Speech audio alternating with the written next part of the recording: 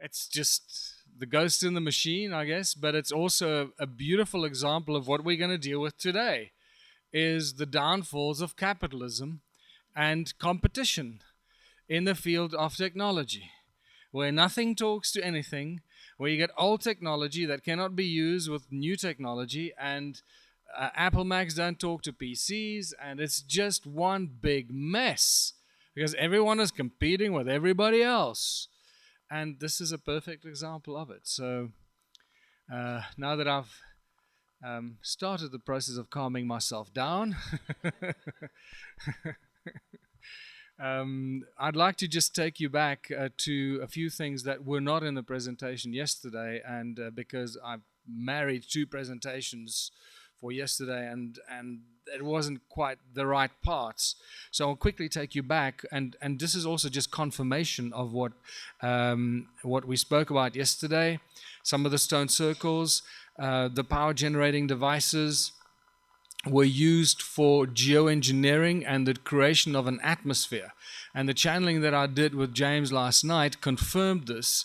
We specifically asked various questions and information about this, and it was confirmed that it is indeed so, that these some of the stone circles were used for generating an atmosphere and probably energizing the oxygen in the atmosphere and so forth. So I'm going to just take you back to this.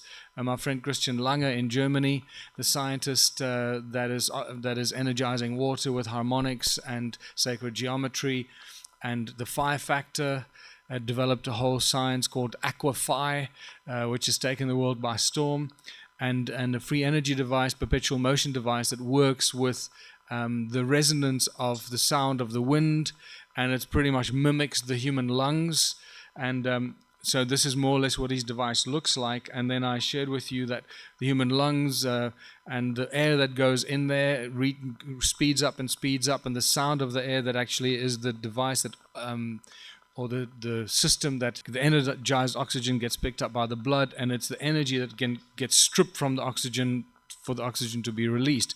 And if you look at what this looks like, you start seeing there's your hexagonal structures of the alveoli connected to the channel of energy, which is the wind or the sound that comes into it, that energizes the oxygen in the alveoli, and that gets transferred to the blood. And this is exactly what you find in the stone circles here. There's your magnetron that energizes the oxygen, creates the sound energy, and here you got your hexagonal cells that will be like the alveoli.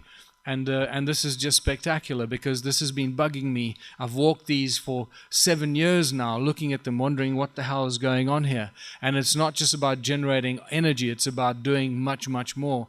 And I've been suspecting that it's to do with generating an atmosphere or energizing the oxygen in the atmosphere, and this seems to be definitely the case now. And again, there's another one of those hexagonal structures clustered together, like the inside of your lungs. Here's the channel that's badly eroded. There's lots of ruins here and lots of ruins there. That were probably the energy structure that created the energy that whatever the hell those things did. But here's another look at some of the stone structures that make no sense whatsoever. They certainly are not dwellings. They're not cattle corral or sheep dwelling places. They're too weird. And if you start looking at them, and this area runs 5 by 5 kilometers. It's a large area, people. It's not easy. I took a whole day to walk through these, and I didn't even come close to covering the whole area. But I was just astounded at what I saw and how it all works together. And you can see strange shapes and weird things that just don't make any sense. Why anybody would build it like that, unless there was a very specific reason for those shapes. And yes, we have. If you look at this, let's go back to the previous one. Okay, just to remind you, so you got the energy devices, the magnetron type things, the alveoli. But what are the alveoli situated in? They're situated in cells that keep them alive, which are the cells of the lungs. And when you look at the cells of the lungs and you compare them to this, you realize that that's what we're dealing with here. This is what the histology of the lungs looks like. And you look at this and you start seeing very important connections here that we're dealing with biomimicry using stone circles and creating an atmosphere on this planet. Do you remember in the movie Total Recall, right at the end on Mars, they get to this alien base, and there's this hand that when you put your hand into it, it starts the machine that starts to generate an atmosphere for the planet. Well, I think we're dealing with something like that here, on a very slightly different level. And it's quite mind-blowing how, once again, Hollywood movies or the blockbusters are put out there to bust the block of our unconsciousness, or the block of our consciousness. And so I just wanted to share this with you because this wasn't in the presentation yesterday. And there's another part of that. It's just too weird for words.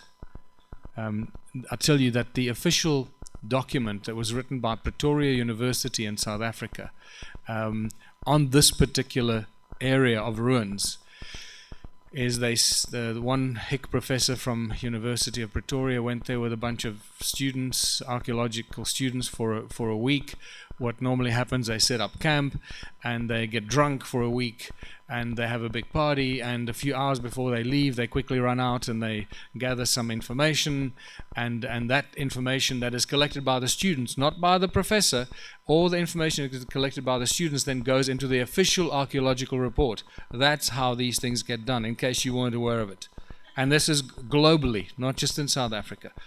It's incredibly criminal what actually happens there. And they published this book. It's about 12 pages thick, or maybe 20 pages, all nonsensical garbage, talking about this area here being built by the Sotho-Tswana people. It's an insult to the Sotho-Tswana people, first of all, and then secondly, if you actually do the numbers, and apparently this was built in around 1800, between 1800 and 1820. All you got to do, if you've got any kind of scientific brain on you, which I did, not that I've got a scientific brain on me, but I did the obvious thing. I looked at the size of this area. I calculated very roughly the number of stones in this large structure, and I looked at the number of Sotho-Tswana people that lived in 1800, and I worked out how long it would take to build something like this, and the numbers just do not make any sense. There were not enough Sotho-Tswana people alive to come even close to building this structure in the year 1800. It's not possible. It's not going to happen. Not in a million years. And even if they did build it, why would they build it? Because it's so complicated and so convoluted. I mean, you can't get out of it. You got to climb over the walls if you want to get out of it. To get into it, you got to find some weird outside passage to get into the middle. It is not a residential area under any conditions. So, and then they put into the archaeological reports that it's built by the Sotho-Tswana people, because you know what they found? They found the remains of, and this is actually consistent with pretty much all our history books in Southern Africa. Just because they find the remains of a mud hut wall or the foundations of a mud hut, that would be typically African hut, and they assume, you see, foundations of a mud hut. So they built all these walls so they can put their mud huts inside of it. And you go, are you on drugs? Like, when you make these kind of statements, which part of your brain did they remove when you got your PhD? You know, it's just insane. You know, just build a goddamn mud hut. You don't need to build this elaborate structure that's this high. To do what? So you can build your mud hut inside it? I don't think so. So it's just spectacular, the lies and deception that we're exposed to. We've dealt with this yesterday, so I just wanted to share this with you. I hope it ties it together slightly better.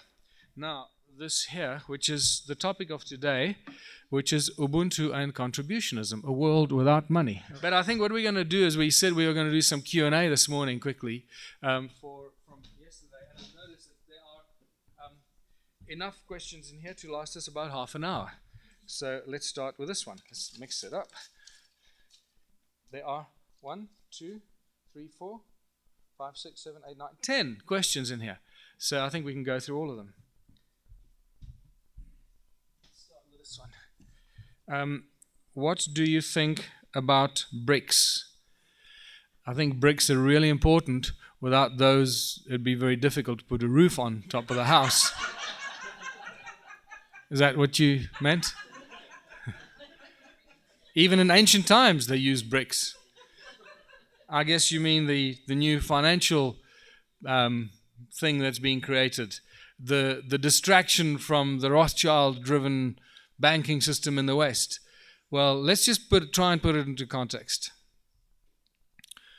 The Rothschilds, the Rockefellers, the banking elite, the cabal, they know that the people are onto them. Right? They know that people are waking up in the millions around the world going, oh my God, this whole money thing is a scam. And this is these private banks, central banks around the world that are all controlled by the same group of families that are extorting people, turning them into slaves from the moment they're born. So let's say, we know that it's going to start being attacked. So let's create a magical alternative. Look, there's a new amazing thing happening here. It's Brazil, Russia, India, China, and South Africa. Probably the most powerful group of countries in the world. And we'll create this new banking system, and everyone's going to get very, very excited about it. And they're going to forget about the misery that's been created by the Bank of England and the Rothschilds from Switzerland and so forth. Everyone's going to think, oh, this is the new utopian world. Let's run after the BRICS, new financial systems. It's another trap. It's controlled by the same people. It's just a decoy and a deception. It's that simple. Anything that has got global support from all these major countries by their leaders who are controlled by the central bank, because you've got to put one and one together very, very quickly. It shouldn't take more than 5 seconds flat to realize it's a lie and it's another trap. Okay, so BRICS, sorry. Unless it's a completely different system that does not belong to any of these governments that they are opposed to. If they were opposed to it, I'd already be more inclined to go, wow, okay. Because, Brazil, Russia, China, India, South Africa, they're all controlled by the Rothschilds in any case. So, well, certainly in South African case, and Brazil, I guess, too. Next, do you see chemtrails everywhere? Yes. Yeah, South Africa has got chemtrails, probably not as much as the USA.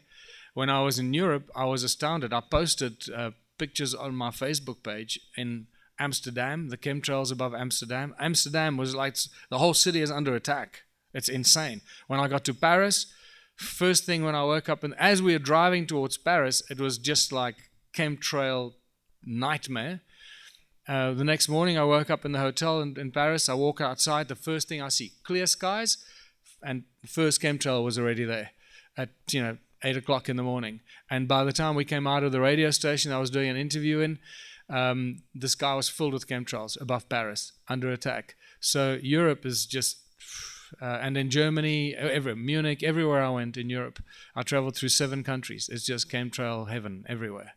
So yes, in South Africa it's not that bad. But even where we live, in our little town, in the middle of nowhere, Watervalboven, every now and then you see 1 or 2 chemtrails.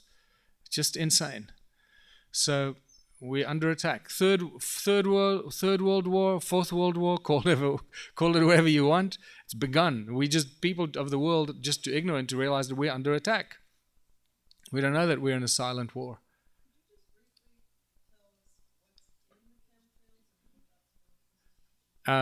What's in the chemtrails has been analyzed very clearly by some very clever people. I can't pronounce some of the names of the things that are in there. But barium, aluminium, or aluminum, as you call it here, there are people here that probably know much more about it than I do. Strontium, there you go. Barium, cesium, there's stuff, a lot of bad things and toxins that are poisonous to your body, to the plants, to the soil, to the air that we breathe, everything. And probably a lot more stuff that we don't even know about. There's also biological things in there that like what they call sleeper organisms that will fall into the soil and only start being activated much later based on certain frequencies. It's like this gentleman, I forget his name, sorry, that Scott told us yesterday, is that it's a combination of the toxins and the metals and the active ingredients in the chemtrails, and then the frequencies that actually activate them that we're bombarded with. So it is highly, highly scientific. It's way beyond the average Joe Schmo's level of understanding. And this is why the average person on the street just looks at it and often lives in denial. You know, oh, those are just strange clouds. George Bush is behind the chemtrails. No, I don't know. I don't know who's behind the chemtrails. Yeah, but it's it's like James said yesterday. It's once you start climbing that ladder, hierarchical ladder. It gets weirder and weirder the higher up you get, and they start performing rituals because the higher you are, the easier it is to control you through fear. And I do believe that these people at the top of this weird bloodline ladder actually are filled with fear.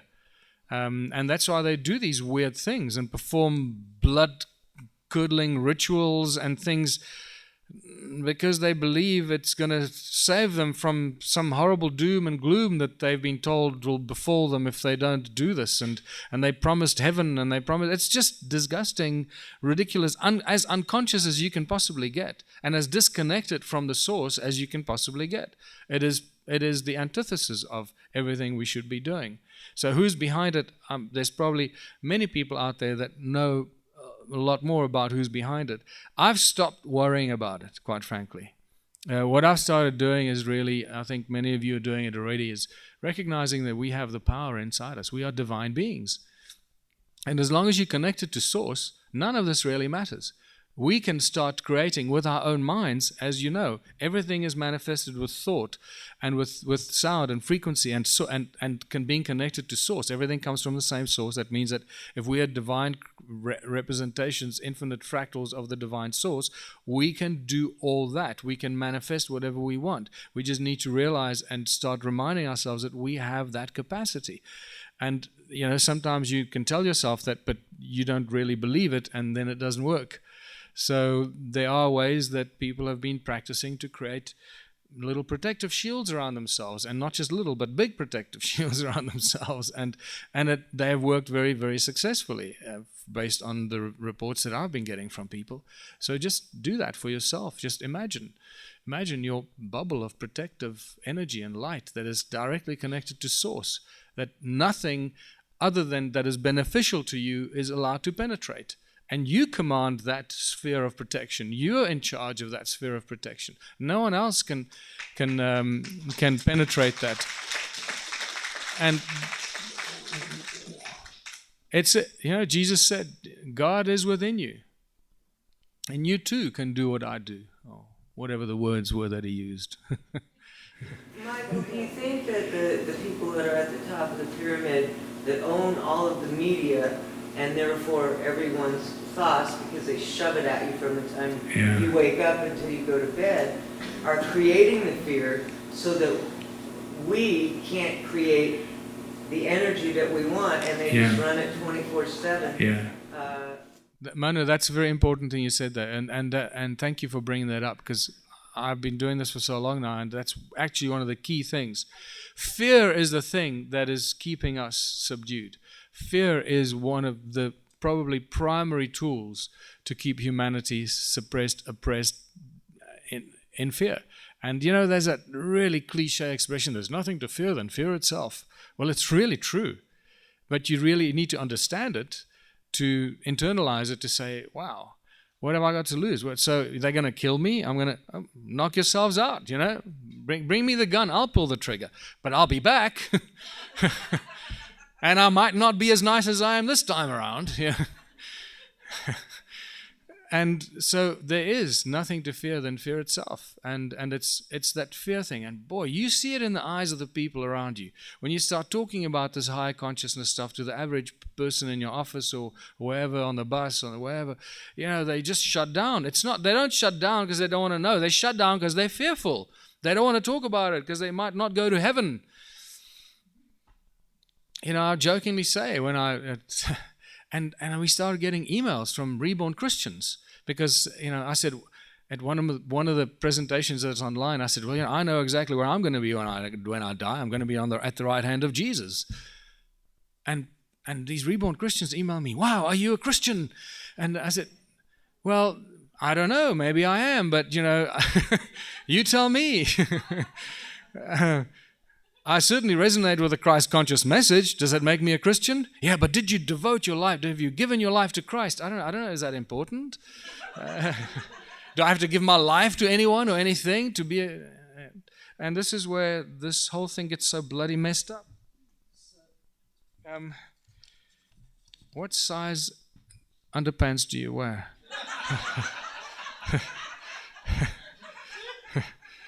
Last summer in Rainier, you mentioned about new discoveries soon to be disclosed from the sands of Syria and Egypt. I think I was just referring to those stone circles in Syria and in Jordan especially. There are thousands of stone circles, very reminiscent to the ones in South Africa. They're also connected with channels if you look at them carefully. And I suspect that those might even be older than the ones in South Africa. Because if they are indeed structures created by the Anunnaki, which they seem to be, the Anunnaki seem to have been active in the Near East before they started doing their stuff in Southern Africa. So the stuff in the Near East might be even older. So we could be talking 500,000 to 1 million years ago, a lot older. Yes. And then Michael, you bring it up too about Göbekli Tepe. Göbekli Tepe, yeah. Michael, how Dr. Schacht has actually stated that he noticed that it's probably starting to resonate. Yeah. And you said it was a seeding place, and now that you keep talking about energy coming out of these, I believe it probably was. Yeah. And eventually they're going to find a seeding place for humans. Yeah, it's some of the stone circles in South Africa were actually incubators for cloning humans, and like the hexagonal structure of honeycombs, a very similar kind of thing. And I've had extensive past life regressions and channelings where that was disclosed in great detail, that that's in fact what was happening. That the first humans that were created didn't have 23 pairs of chromosomes, 23 chromosomes and 46 pairs. We only had 22 chromosomes, synchronous with the 22 letters of the alphabet, and all that stuff is connected. And the 23rd chromosome, which is the sex chromosome, was added later when Eve was fashioned from Adam's rib, when they were male and female were created and brought together to see if they would procreate. And the Sumerian texts talk about when they created Eve from Adam's rib and put them together in the Garden of Eden. Well, it was just an observation place to see if they would get on, if they would shag, and if if the man would be turned on by the woman, and if they would procreate, and also to see if the female wouldn't eat the male after they copulated, like many species do. So it truly was like an experiment that they grow. Well, here we have now a new species. They can shag each other to death and see what happens. And it seemingly worked, because now there's 7 billion of the little buggers running around.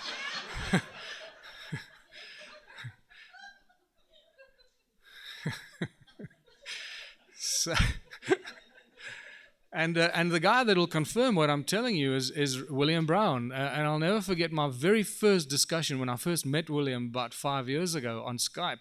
Klaus Donner introduced me to William Brown, who now works with Nassim Haramein at the Resonance Project. William is, as I mentioned yesterday, if you don't remember, I think William has taken Bruce Lipton's work to a whole other level of understanding of genetics, molecular biology, all that stuff. And he's just a brilliant, and he's so young. I think he's like 31. When I first spoke to William on Skype, we started talking about DNA, genetics, chromosomes, and all this, and he said to me, he felt that the first early humans had 24 pairs of chromosomes, like or 48 to 24 chromosomes, like the apes, all the great apes have.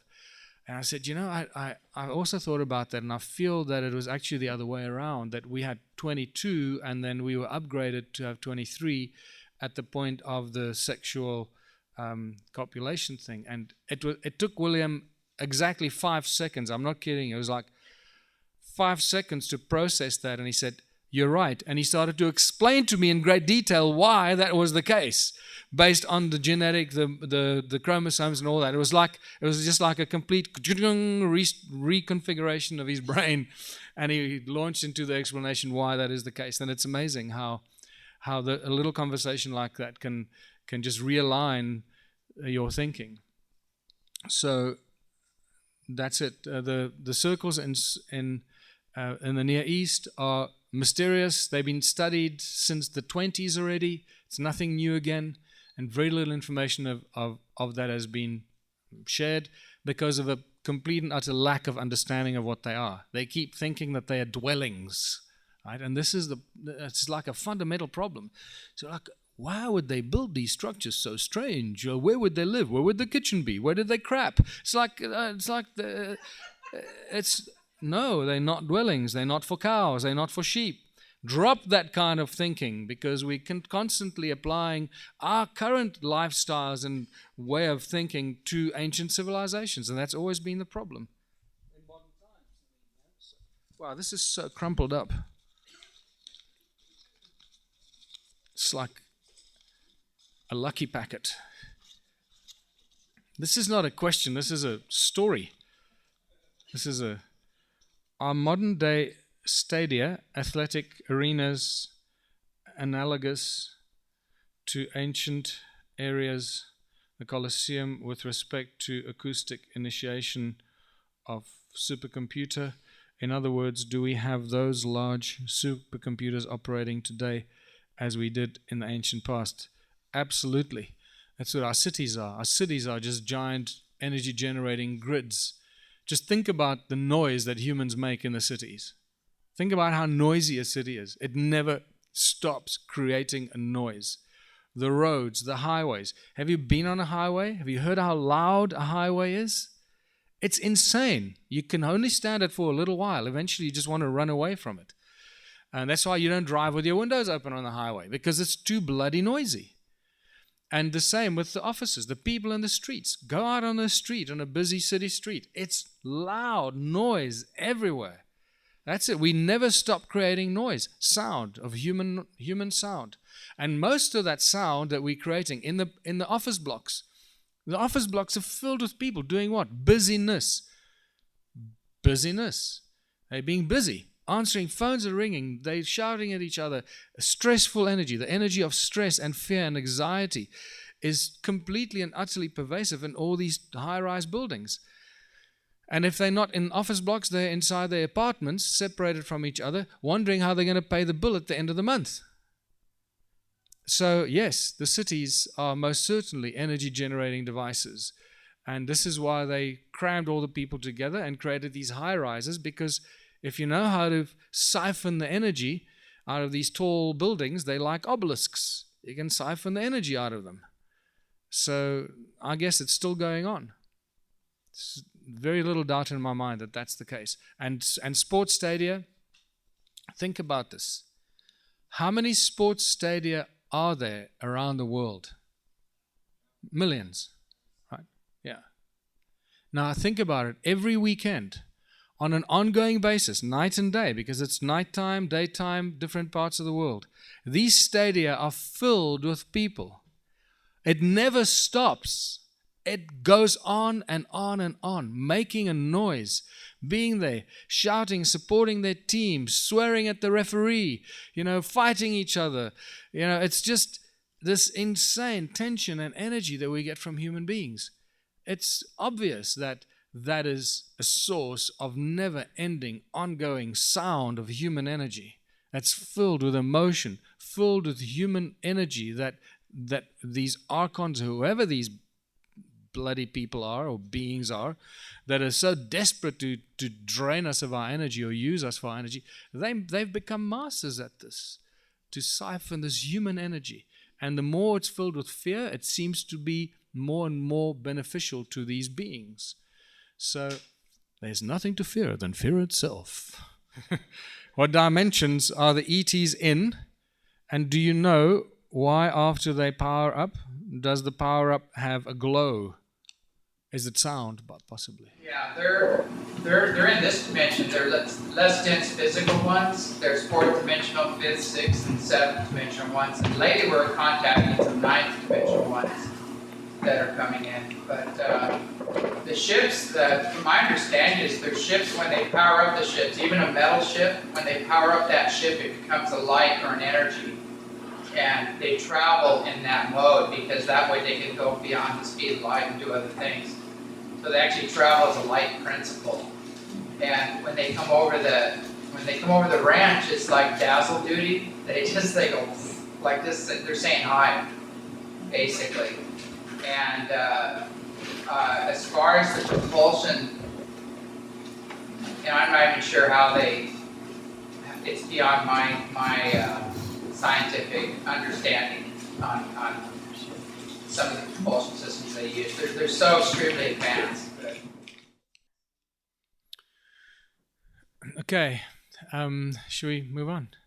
Is everyone happy with that answer from James? I'm ecstatic with that answer.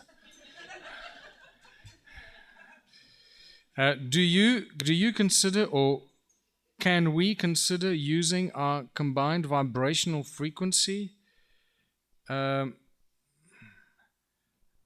something in unity, to create change, peace, abundance, healing, harmony, freedom, protection, etc.? Absolutely, and that's what we're doing.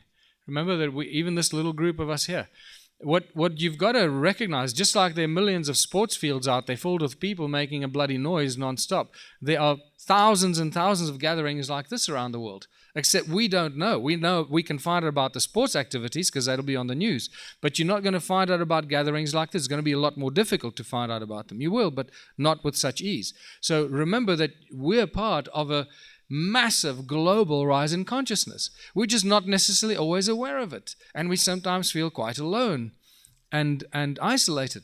Don't do that. Remember and recognize that you're part of a huge global shift in consciousness. And just the moment you imagine thousands and if not millions of gatherings of people like us around the world, you're talking with large numbers of people and a large percentage of the global population that is already doing what we're doing here. And you know what the statistics are on shifting consciousness and the critical mass that's required to change that. Like, was it 1% of the square root of 1? I think some people have suggested. Whether that's accurate or not, I don't know. But we're right there at that threshold right now, and this is why we're already doing this, activating this global change. But it's actually coming from within us through our DNA, and that's what I'm going to go on to next here when we finish with this, because that's important to recognize how it's resonating through all of us. Some of us recognize it sooner than others. And it's just keep that in mind. You're not alone. There are millions and millions and millions of people doing what we're doing here right now. So,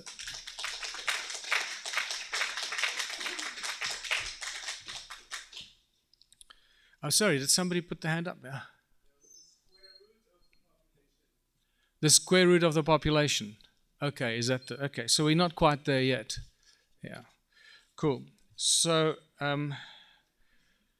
regarding the stone circles, is it possible that circles were used to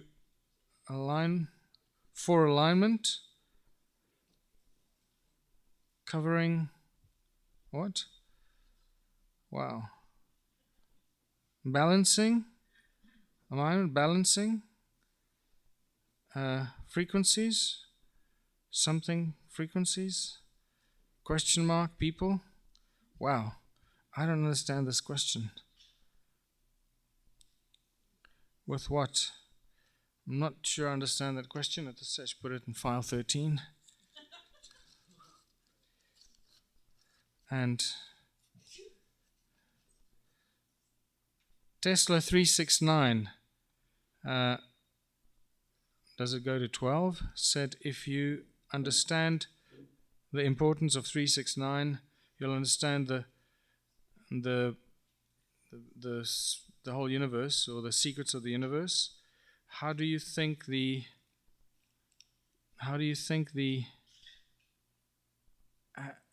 what?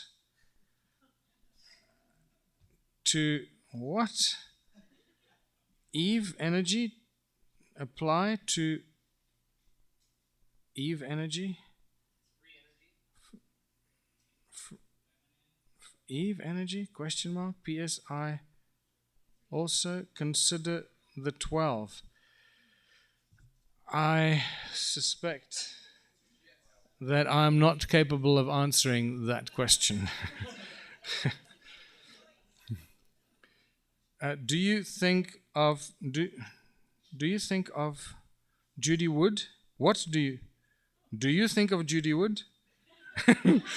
Every night.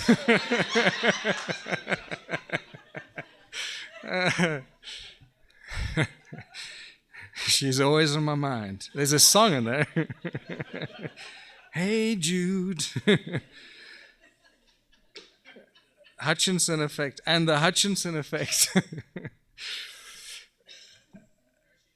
Yeah, Judy Wood is the lady that wrote the book on the collapsing of the towers and the special. I mean, her work is incredible. It's like, really, if you don't know Judy Wood's work, go look it up. It's mind-blowing. I bought her book when I was at the first energy conference in Holland, in Hilversum in 2012. She was there. That's where we met. And her book was there on the table.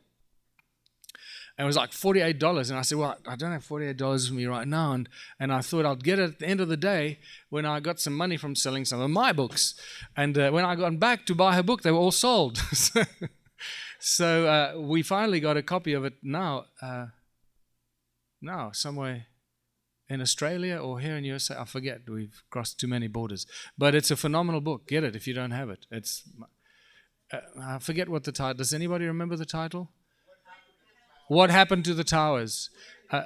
Where did the towers go? It's a phenomenal book, and I saw her presentation in Holland, and it's just what Judy does so well is that she just points you to some of the obvious things, and that all of us have seen thousands of times on TV and on the news. They keep showing you what's going on, and they show you this giant 110-story building starting to collapse, and the concrete section of this building starts to fall down, and it's like 15 stories high, this big concrete pillar that breaks away from the building. And as it falls, it vaporizes, it turns to powder.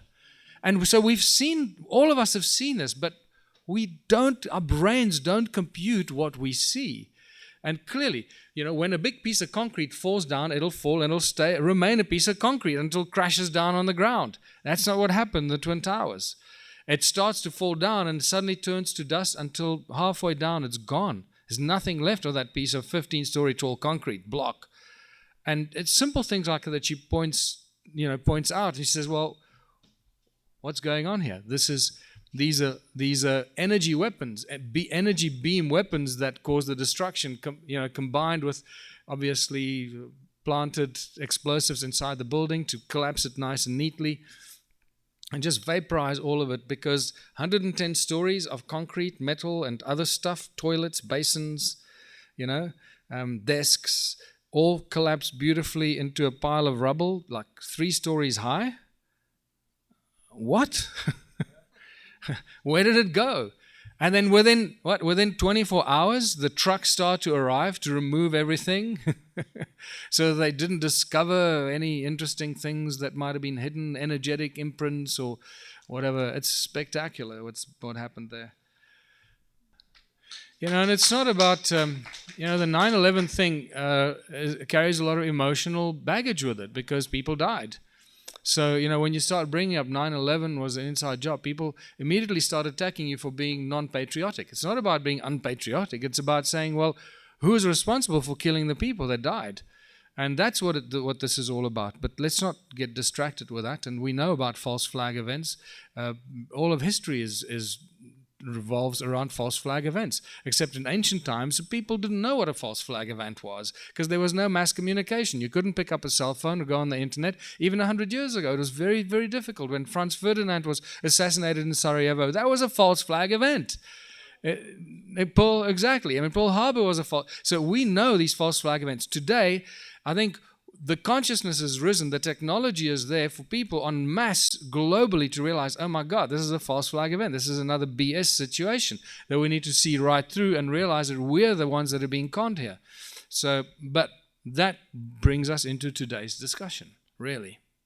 It's a nice entree into today's discussions because it deals with moving away from this draconian society of control and finding a new solution.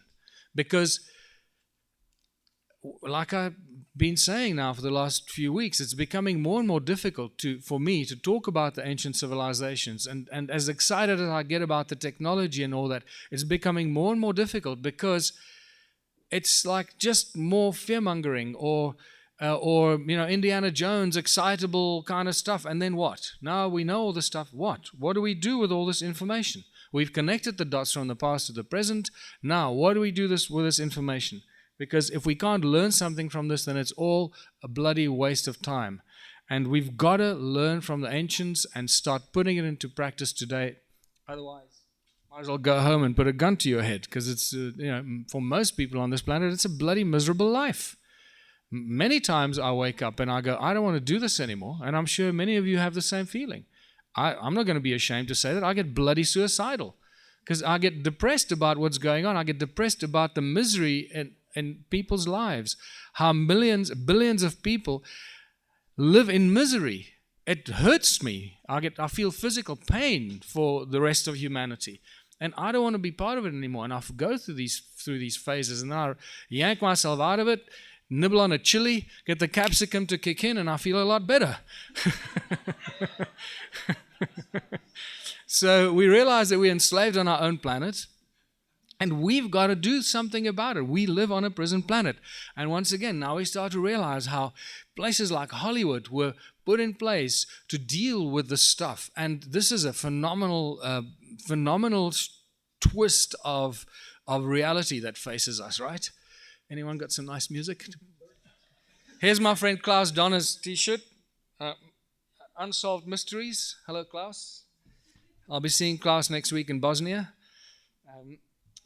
So we're enslaved on our own planet. Now, this is fantastic. I had a 5-hour-long discussion with Jordan Maxwell 2 years ago at Topanga Canyon, and discussed pretty much. He told me his life story, what happened to him, and so forth, and how he got involved and brought into the Freemason movement, which is just an incredible story on its own. So he is in effect one of the highest Freemasons in the world today. Not by that he went through the steps. He was just brought into the highest level because of his knowledge by some mysterious dude in the Freemason society that is such a powerful guy, from Jordan's description, that he would fly and consult with the Queen, consult with George Bush, consult with all the top leaders around the world. Some unknown little guy, I won't mention any names, that lived in Los Angeles. He's dead now.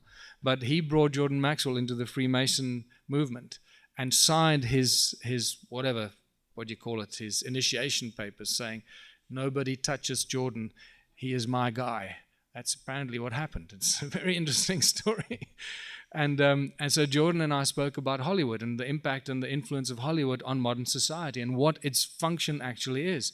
And it performs a very clear dual function: to dazzle us with bullshit and fill us with fear and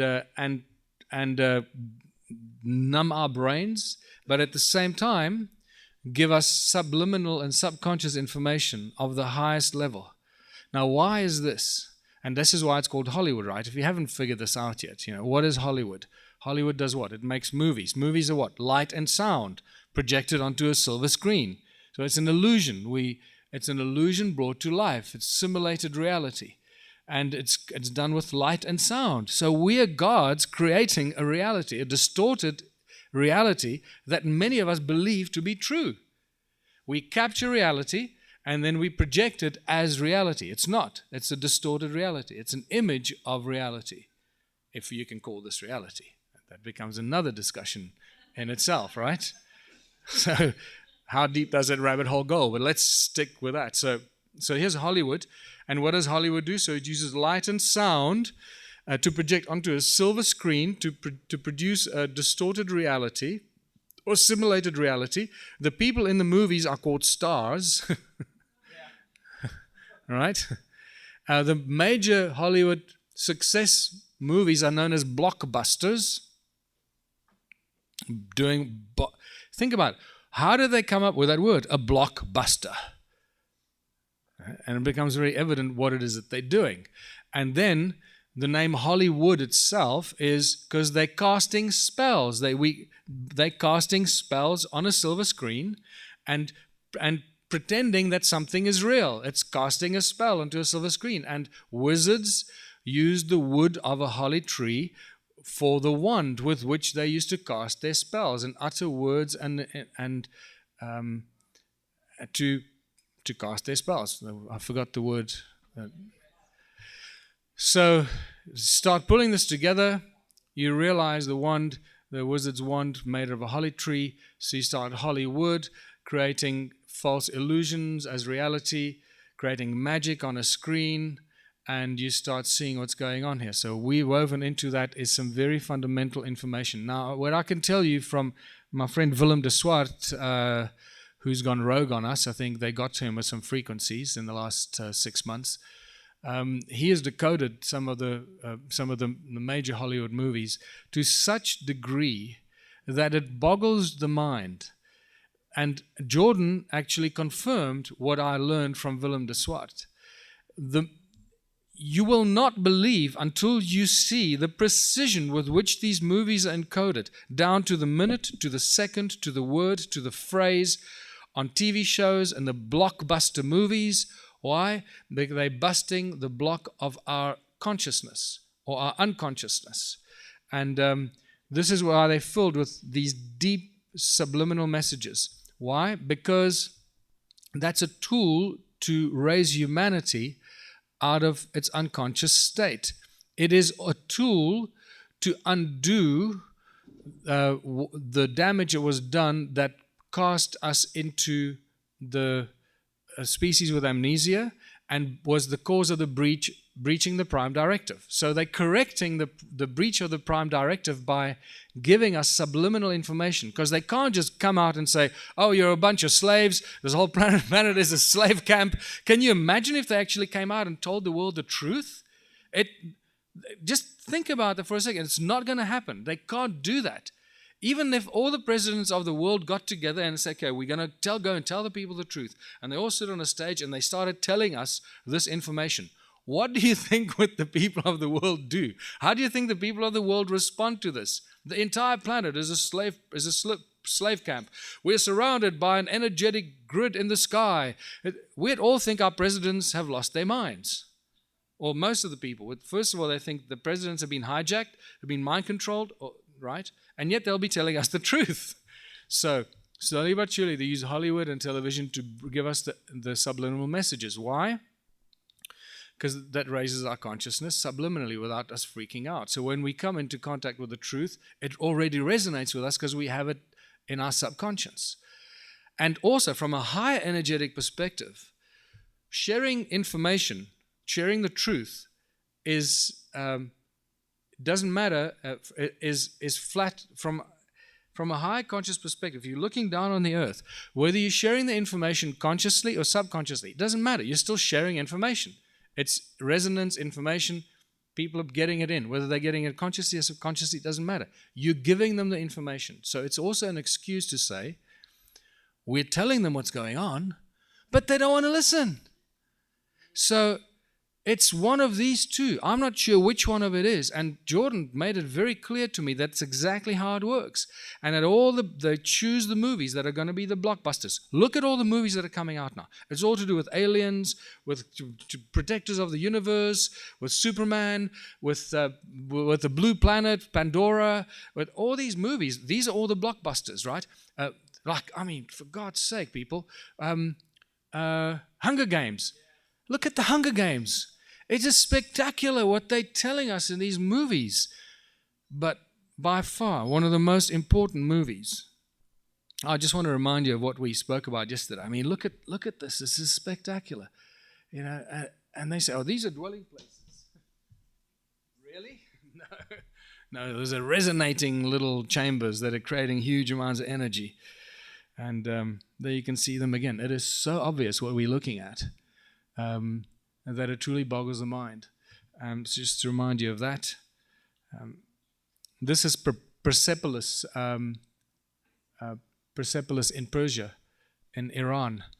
Iran is filled with spectacular ancient ruins that we just don't have any clue about. That's one of the only ones that has sort of become well known. Just to remind you of that, about this prison planet, and there was no better movie to describe it and tell us, as many words as we could possibly stomach, but I don't think the world was ready for it yet. The same way when JFK made his famous speech at the press club, when he told the world that we are being bloody controlled. There's a secret bunch of people, societies that are trying to control the planet, and it's not good for humanity. And obviously he said too much, right? So this movie told us that we live in an invisible matrix, and Morpheus explains the trap. So this is your last chance. After this, there is no turning back. You take the blue pill, the story ends. You wake up in your bed, and you believe whatever you want to believe. You take the red pill, you stay in Wonderland, and I'll show you how deep the rabbit hole goes. It's just so beautiful. And then he explains the slave system. He says the matrix is a system, Neo. That system is our enemy. But when you're inside, you look around, what do you see? Businessmen, teachers, lawyers, carpenters, the very minds of the people we are trying to save. But until we do, these people are still a part of that system, and that makes them our enemy. You have to understand, most of these people are not ready to be unplugged. And many of them are so inured, so hopelessly dependent on the system that they will fight to protect it. And this is so insane. It means so much more to us today than it did when the movie came out. And when you talk to people outside your immediate circle of resonant people that resonate with, the moment you start saying this to people outside, they fight to protect the system. I know 10 years ago when I went to my very first dinner party to talk about a moneyless society, breaking the entire system down, a world without money, I nearly got beaten up. I came this close from being beaten up by guys with big jobs and big fancy cars. Really, because they felt threatened. They didn't want to beat me up because they had real arguments. They had no arguments. All they felt was fear. They felt that I was going to take away everything they've worked so hard for all their life. I said, no, I'm not going to take anything away from you. In fact, I want to give you everything. I want to create a system that gives you everything. Oh yeah? Who's going to pay for it? And that was real. That's what you mean. And that's broken down. That consciousness is gone now. It's no longer there. I know it because I've heard hundreds of thousands of questions in the last decade about this. But this is the beautiful thing. So it continues. Morpheus says, as the matrix is everywhere, and we know it now. I've shown you the evidence. You know that there's the matrix. There's a grid. Paul Gravenstein phoned me and told me that he measured the matrix around planet Earth, that he measured remainders, large clusters of binary code energy field around the planet. So this is how close to the truth this movie was. Bloody binary code energy fields. The matrix is everywhere. It's all around us. Even now, in this very room, you can see it when you look out of the window, when you turn on your television. You can feel it when you go to work, when you go to church, when you pay your taxes. It is the world that has been pulled over your eyes to blind you from the truth. What truth, says Neo? That you are a slave, Neo. Like everyone else, you were born into bondage. This movie is insane. Into a prison that you cannot taste or see or touch, a prison for your mind. Spectacular. Remember that Neo is an anagram for one. You are the one. We are the ones we have been waiting for. That's what it was telling us in no uncertain terms. So this is when these movies, these blockbusters come out. They're giving us subliminal information that will help us to get out of the prison. Because if they don't, they continue to breach the prime directive. And that will continue to instrument or orchestrate their own demise, whoever they are. What happens as well is that there are many levels of information encoded into it as well. And sometimes we only see the one, and if you're very smart, then you'll see pretty much all of them. So I believe that we're the ones we've been waiting for. There's no doubt about it. The ancients knew about the prophecy. They all speak about the prophecy. And the 2012 prophecy is the big one. That's the big one that many ancient cultures referred to, not just the Mayas. Yes. What's confusing to me is that the Hollywood was so carefully orchestrated to keep us asleep or to put us to sleep. Yeah. Why now? I asked. You can still see it both. Yeah. There's the Americans are going to save the world from the aliens. Yeah. There's this side, and then there's the Hunger Games that tells us the truth. Yeah. So I asked Jordan that, and he said to me that the people that run Hollywood are a very elite, very small group that nobody knows about, and they actually the remaining Knights Templar, and they're way up above the highest levels of Freemasonry. They pretty much run the world, and they use, or actually maybe I shouldn't say that, they run Hollywood. Somehow they've managed themselves to get into positions of total control.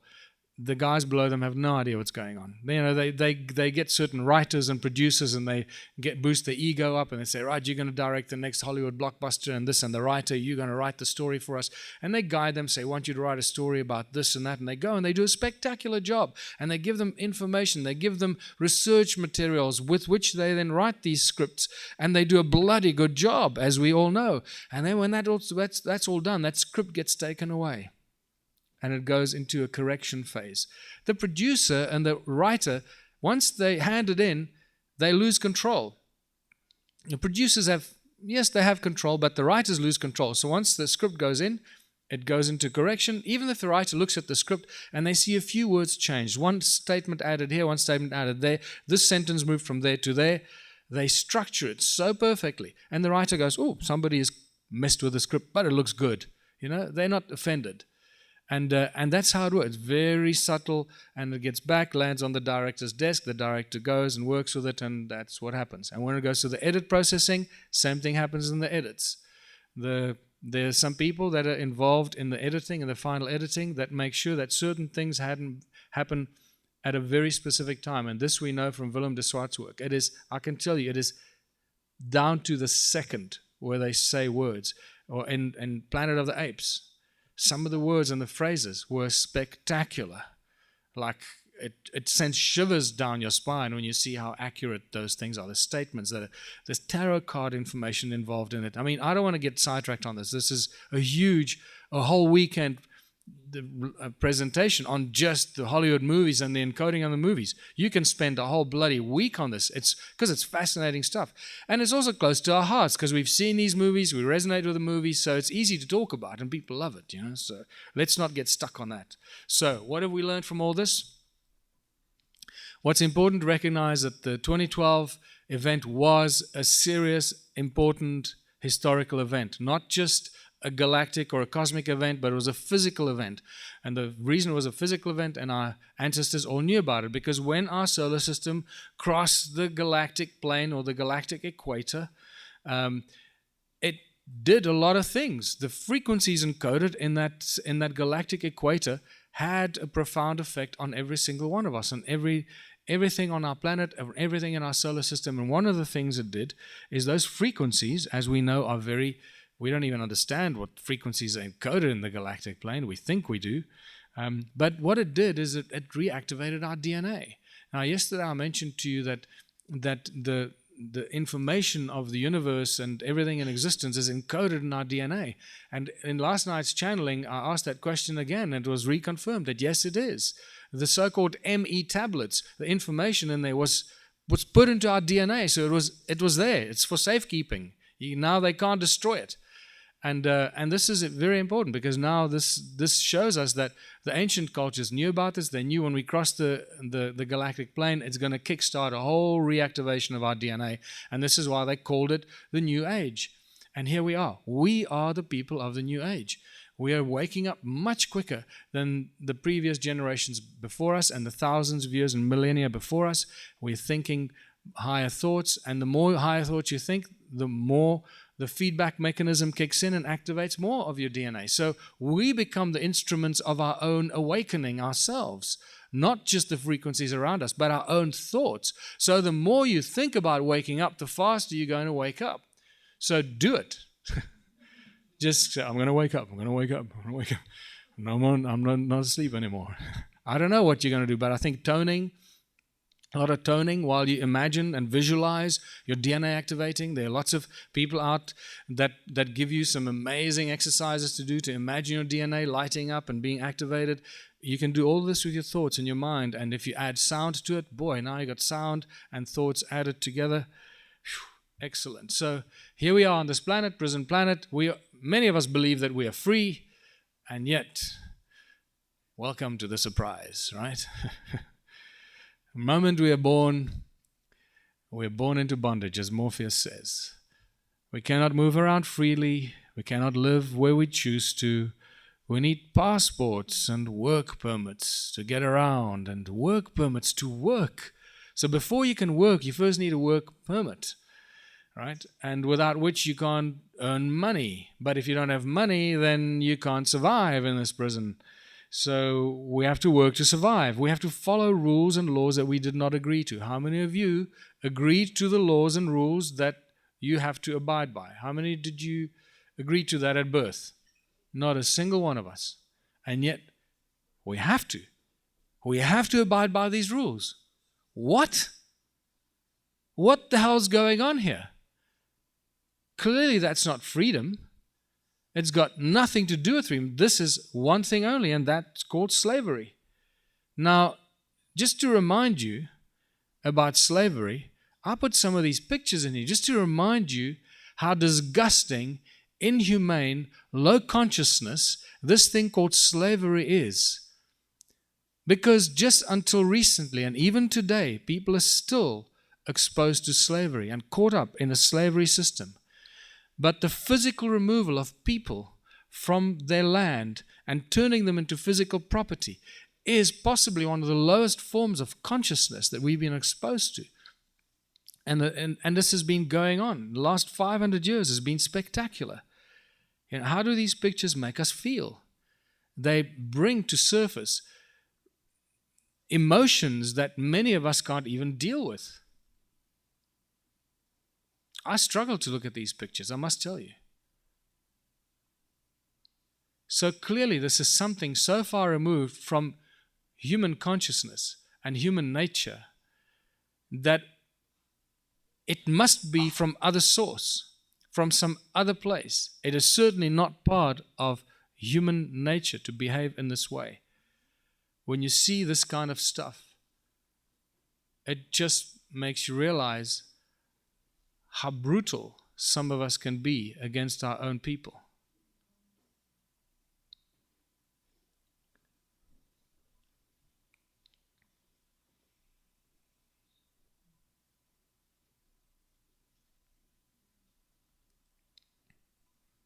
And nothing has changed.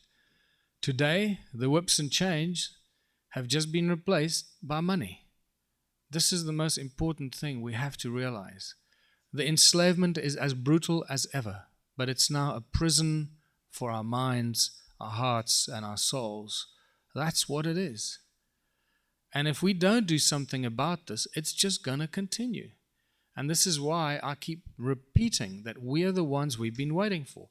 Everyone is going, when is someone going to do something about it? When is the president going to do this? When are the aliens going to land on the lawns of the White House?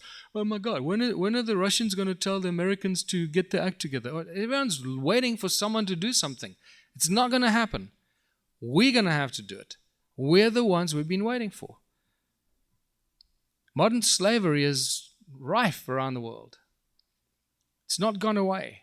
We just don't know about it. Nobody writes about it. Because right now it's controlled by the governments, who pretend they don't know anything about it. We've all been enslaved by this thing called money. Every single one of us. It has invaded every crack and crevice of our humanness, of our beingness, of our society, every fabric of our existence. It cannot escape the control of money. You may live in the densest jungle of Brazil, far removed from anything, and one day you'll wake up and the bloody bulldozers will be there chopping down the trees in your village because they want to export it to the United States. This is how money destroys everything that's precious to us and to the planet. Could you please show the previous slide again?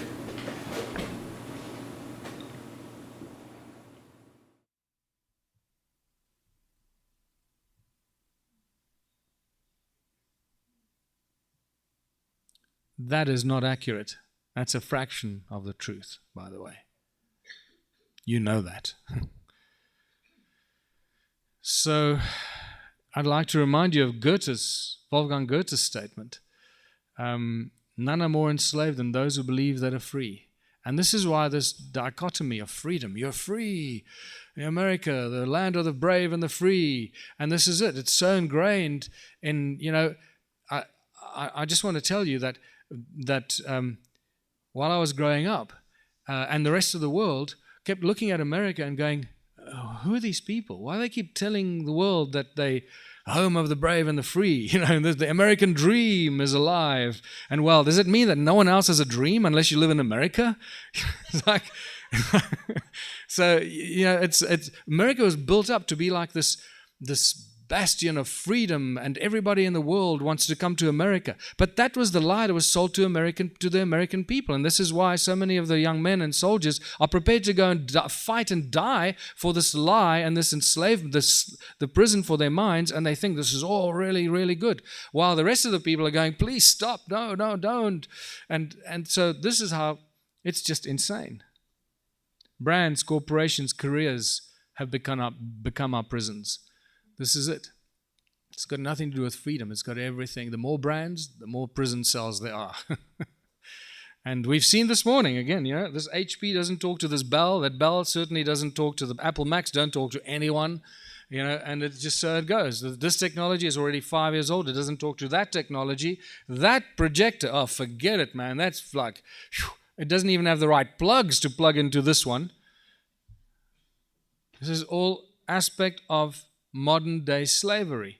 So you have to go and spend more money to buy more stuff. Here's Wolfgang Goethe, the handsome chap. None are more enslaved than those who believe they are free.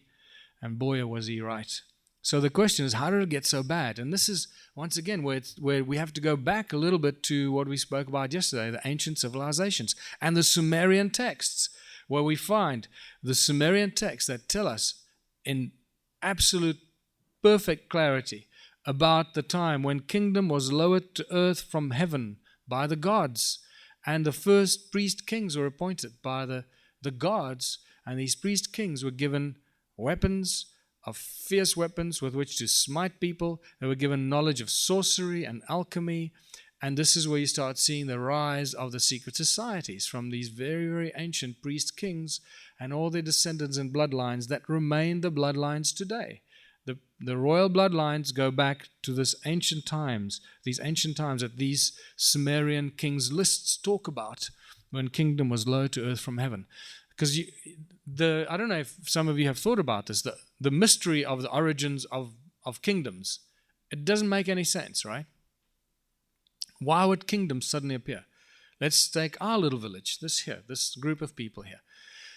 Let's imagine there's 1,000 of us in this group of people, and we live very happily. We got everything. We got beautiful lives in the mountains, frolicking, children growing up freely, happy, beautiful, with animals. And then tomorrow morning, I call a meeting and I say, people, I have some important news to tell you. I had a dream and a vision. As of today, all this land now belongs to me, and I'm now your king. And you can still stay here. I'm not chasing you away. But since this land all belongs to me and I'm now your king, you all have to be my subjects and work for me. And all you have to do is just tend to the land and bring me food so that I can control you all. what are you going to do to me? Or what are you going to tell me? I don't think so, asshole. You know? And you're going to carry on with your life. And if I try and impose that on you, you're going to beat me up and say, hey, shut up. You know, keep making shoes. Everybody loves you. Stop imposing yourself on the whole community. So the concept of kingdoms is a really mysterious one in human history. How on earth did these individuals get into such a position of power and control that they could claim the right to the land and subject the people to pretty much torture and enslavement? How did this happen? There's only one way this can happen. If they had fierce weapons and of mass destruction in some cases, with which they could threaten and kill and smite the people. And the people became fearful. If they didn't follow the rules, they would be smited. That's why there was a lot of smiting going on in the ancient times, as I said. And this is important to remember. So it's important to remember that these first priest kings, one of the first things they did is shortly after they realized that the people couldn't work for them as physical slaves for very long because they had too many people and so few of them, they came up with a very clever plan. And that was called money. You're free to go, do what you want, but you still live on the king's land. So to live on the king's land, you have to pay taxes. And to earn money to pay the taxes worth, you have to work on the king's land. So this is how they convoluted the whole slavery system, all hidden under this beautiful thing called money. Okay, money is not a consequence of evolution or barter and trade for thousands of years. If anyone still tries to tell you this, they're lying. They don't know enough about this, and they've swallowed the lies of the economic textbooks, because that's, remember who writes the economic textbooks? The same bloodlines that are still trying to run the world today. And the emphasis is on trying to run the world today, right? As James calls it, the powers that were. Here's a great example of one of the earliest forms of money. And this is a Sumerian tablet. It's about a 4,000-year-old bill of exchange. Nothing has changed, people. Today's modern banking system works exactly the same way as the ancient banks did in these ancient temples, where the priest kings were the first bankers and the temples were the banks. That's it. That's where it all began. And this poor schmuck, that this bill relates to, at least in those days, they printed them in clay and not on paper. At least clay lasts a long time. Paper can disappear very quickly, and that's also a convenient thing, isn't it? Oh, we don't know where the papers are. We had a fire. It's burnt up. Don't know. Oh, but they exist. They did exist. We know they did exist. So this poor schmuck comes into the temple, and he brings silver, pieces of silver, because that was currency already, used as currency, right? So he brings pieces of silver to the temple and hands in silver, and he gets back a piece of clay. Isn't that a great exchange, right? And this is the deception. It's spectacular. That's how far back it goes. And nothing has changed. So we know who the banksters are, who these bloodlines are, and they still run the world, and they still make money out of thin air. Okay, and just remind yourself over and over and over again, banks make money out of thin air. That's how they do it. This is why they will never run out of money. It's not about the money. It's not about the interest they charge on your bank account or how much interest. It's not about the money. It's not about how much or how little they have. They can have as much as they choose to put into the computer. It's using the money as a tool of control. That's all it is. And they control the supply, and therefore they have unlimited and infinite control until we do something about it. So we know who these families are. These are the obvious ones. And then it goes beyond these as well into the lower factions. And then we start looking at what's going on in the east and the white dragons and some other interesting things happening there, and the red dragons. So it's important that these banking families control the governments and they control the judiciary. And this is very important to recognize, because this is why very few people will ever win in the court. We go to court because we think, oh, it's justice. We're going to get judged. We're going to stand. I'm going to tell the judge the truth. I'll speak from my heart, and the judge will listen to me because he will recognize that I'm telling the truth. Really? What romantic comedy did you just wake up from, you know? because that's not how it works. Remember who appoints the judges. The president appoints, I don't know how it works in the USA, but in South Africa and other countries, the president appoints the judiciary, appoints the judges. That means if the president is the chief CEO of a corporation called the Republic of South Africa or the Republic of the USA or the United States Corporation, that means that the judges that are appointed by the CEO of the corporation work for the corporation, and they will do everything they can to uphold the rights of the corporation. And that's what our judiciary is. That's all they do, is uphold the rights of the corporation called either the United States or the Republic of South Africa or Ireland or wherever you are. And the other important thing is that they control the education system, because all it does, remember that our education system today has got nothing to do with teaching skills for life. And this is what the Ubuntu Contributionism system is really all about. Teaching children skills for life, not teaching them the ability to regurgitate some garbage from a textbook. Because that's really what this is all about. And remember that what happens after 12 years of life, of school, what do you come out with? You can't bake a loaf of bread. You don't know how electricity works. You can't build a bridge. You don't know what the constitution of cement is. You have no idea how the ancients built homes and domes that last 6,000 years. You can't plant seeds or grow food. You don't know what water is or what actually happens. You got no bloody idea. You can't do anything, but you have a certificate. And with that certificate, you go do what? You go looking for a job, because jobs pay money, and if you get a really good job, you can turn that job into a career. So you have the same job for 30 years. That's even better. And after 30 years, you've had a really successful life, at which point you retire from life and you die as quickly as possible. Otherwise, they have to keep paying money, and that's just not good. So the whole schooling system is just propagating the labor force, creating a future labor force out of our children. So what we're doing with the Ubuntu movement is telling everyone, take your children out of school as soon as you possibly can. Stop buying this rubbish. Stop buying into this lie. The sooner we can start teaching our children true skills for life, the sooner we'll get their minds unprogrammed or unlearn, or call it, what does Louise call it? Unlearning or unschooling, and teaching them true skills for life.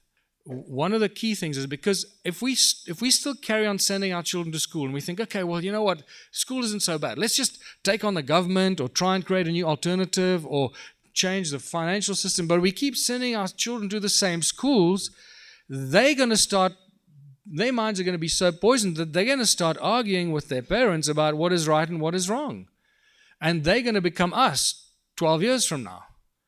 And if they see a video of you sitting here 12 years ago, and they cotton on to the lie, and they say, Dad, you knew about this 12 years ago, and you still sent me to this bloody prison, they're going to be pissed off with you.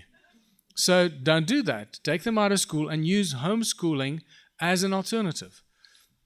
And it's a beautiful decoy. In America, you can still do it. In Germany, you can't do it. If you take your child out of school in Germany, you go to jail. That's it. This is how strict they're becoming. They know that people are getting smart. They know that homeschooling is a potential danger for the future labor force and the indoctrination of our kids. So do it. Many Germans move to Austria because in Austria you can still homeschool your kids. So take your kids out of school and start homeschooling your children. And the beautiful thing, you can then teach them whatever you bloody hell want. You can teach them true skills for life under the guise of homeschooling. I'm not sure what the consequences are. If you create a homeschooling system and you've got 100 kids in your homeschool, and your kids are really bright, they can build bridges, build rockets, bake bread, plant food, solve mathematical equations, they can perform miracles, but somehow they just can't pass those bloody exams that are given to them by the education system. I'm not quite sure what the consequence of that is, but who gives a shit, right? As long as they can have real skills for life. And they keep failing every year, the exams. But what you'll find is that they won't actually fail. They'll pass those exams with flying colors because their minds are open. We've seen that wherever we go, and when we meet children that are homeschooled, it's a whole different level of comprehension, completely different way of thinking that homeschooled kids have. Big, major, most important thing. You know that money controls the wars, they control the governments, and large corporations have pretty much stolen our countries from the people. All our countries are corporations. If you don't know this yet, please become very, very aware of this. Every single country in the world is a corporation. No, there are no independent countries that belong to its people. That's a lie. The land belongs to the people, but the so-called country is a corporation. And in South Africa, it's a great example. So, what did you want to say? Did you want to say something? Yeah, about 13 years ago, I dropped out of the school system after trying to do my best to stay in it for about 12 years.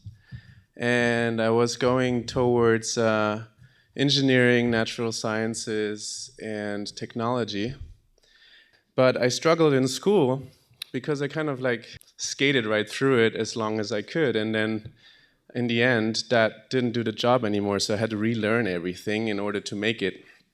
And so I had to help myself and get the books, and actually learned everything from scratch, caught up with everything in about half a year, and started understanding the connection between the sciences and how physics is alive, like nature is alive. And the way the school system works is they give you 8 points for the path and 2 points for the result. And I found different pathways to the same result. And that wasn't okay with the teachers. And so they told me I cheated because the result was right. And I ended up getting so frustrated, I just left. And I promised myself that my kids don't go to school there. And as you heard before, there is no choice. You either go to school or the police comes, picks you up and gets you there. So I set out on a journey to educate myself sufficiently to homeschool my children or find better systems. And what ended up happening now is that I found way more that is missing in the school system through trying to be self-sufficient. So I understood there is a multidimensional model, and that's actually really crucial to understand of what we do here and to what capacity we're able to live in this and partake and co-create in this reality. So I'm about a year into creating a holistic life basics education system. It's called Holistic Science Institute. And so what I'd like to suggest is speak to Louise and I after this, because we have a number of educational modalities that we're going to start implementing at our Ubuntu village back in South Africa, and hopefully start sharing that with everyone around the world as to how it's progressing, and hopefully many others will. I know that there are already very successful schooling models around the world, and start sharing and introducing that. My objective is that by the time, is there anything else you wanted to add? No, that's pretty much it. Thanks very much. Thank you. Thank you. So I think I'd like to hear about it in Louise as well. Our objective is that basically, by the time a child is 16 years old, it must know how to bake bread, how to make the flour to bake the bread, how to create the yeast to add to the flour, where the salt and pepper and the herbs come from to make different types of breads, whether it's French loaf, croissant, or German rye bread. And that is not easy to do if you've ever tried to bake, right? How to build a rocket that goes to Mars in 5 seconds flat. How to build an energy device that gives a whole town and community free energy. How to purify water, how to oxygenate water, how to split atoms. A child that will know how to grow food, how to energize the land so that the food grows without being eaten by insects and bugs and viruses and fungus. By the time a child is 16, in an Ubuntu and a contributionist education or skills for life system, it will know all this. It will know how to milk a cow, how to make cheese. It will know all these things. Why? Because they would have done it hands-on from the time they're 5 years old, or maybe even earlier, learning these skills for life hands-on, not sitting in classrooms, reading from a book, regurgitating the information on a piece of paper to get a mark, to get a degree, to get a certificate with which they go and look for a job. That is the problem. So by the time a child is 16 in an Ubuntu contributionist community, it will be very clear as to what its true skills and God-given talents are, everyone in the community will be aware of every child's true ability and skills, whether it's scientific, whether it's medical, whether it's musical, whether it's astronomical, whether it's making shoes, or whatever the hell the children are predisposed to doing because they love to doing it for their community. Can you see a problem with the societal structure under those conditions? No. Everyone will benefit from that society, everyone will benefit in that society, and everyone will know exactly who everyone is and what their contribution is to their community. It's that simple, really.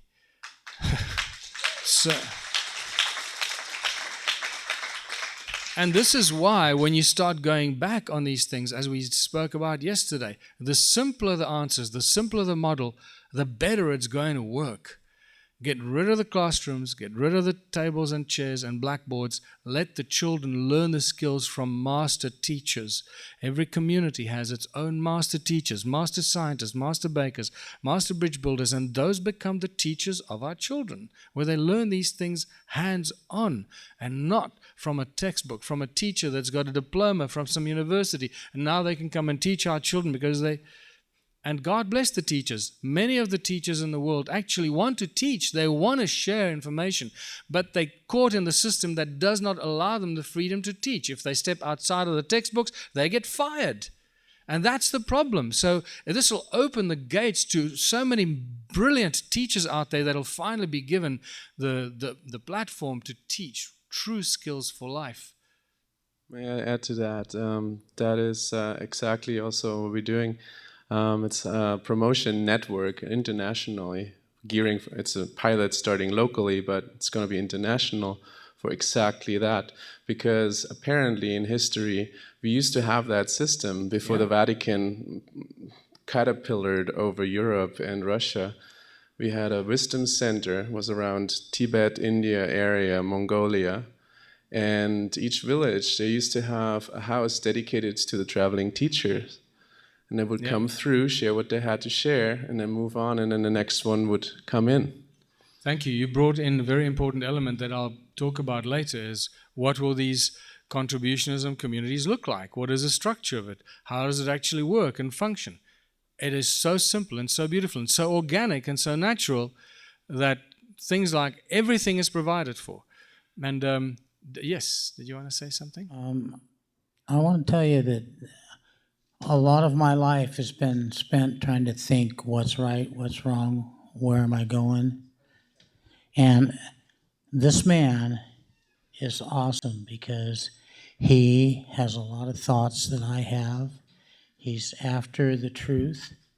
But I have experienced feeling like, oh, you'd like to go shoot yourself because the world's not listening, nobody's doing anything right. And everybody stands around in a little huddle talking, and that's called a sheeple huddle, and you don't get anywhere that you can announce it, express it, or get any equality where the government can listen to it or do anything about it. And there's all these problems about medical care and how to do this and how to do that.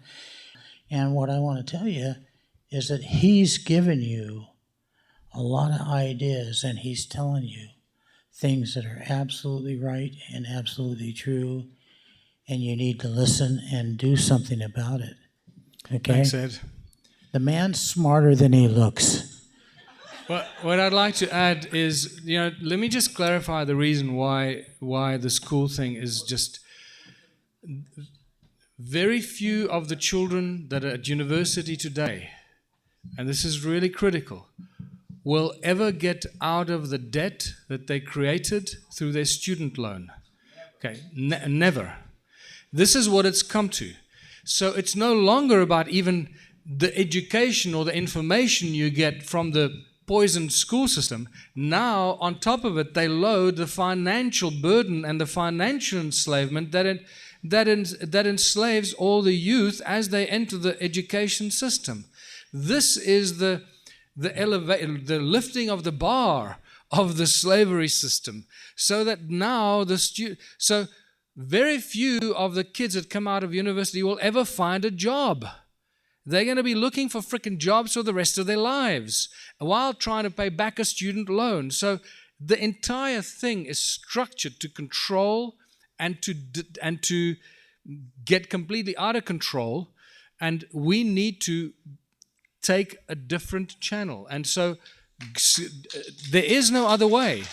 If we continue sending our children to school and supporting the education system, we're the ones that keep it alive, right? So homeschooling, while you still can, use this opportunity.